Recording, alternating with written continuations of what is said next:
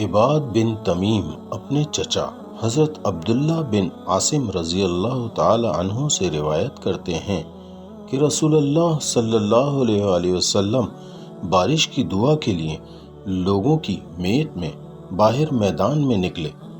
آپ صلی اللہ علیہ وآلہ وسلم نے انہیں 2 رکعتیں پڑھائیں۔ ان میں قرأت اونچی آواز سے کی۔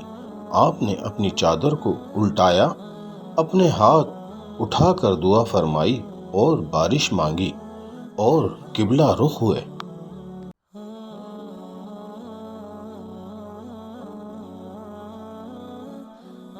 مساج بن موسیٰ کہتے ہیں کہ میں نے حضرت انس بن مالک رضی اللہ تعالی عنہ سے کہا، آپ نے رسول اللہ صلی اللہ علیہ وآلہ وسلم سے جو سنا ہے بیان کیجئے۔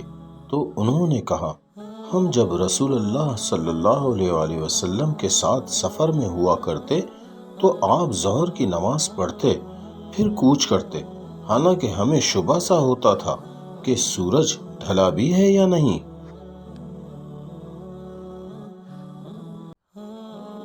جناب عطا بن ابی رباح نے حضرت عائشہ صدیقہ رضی اللہ تعالی عنہا سے سوال کیا کہ کیا عورتوں کو اجازت ہے کہ اپنی سواری کے جانوروں پر نماز پڑھ لیا کریں؟ انہوں نے جواب دیا کہ کسی حال میں انہیں اس کی اجازت نہیں دی گئی ہے، پریشانی کی کیفیت ہو یا اطمینان کی۔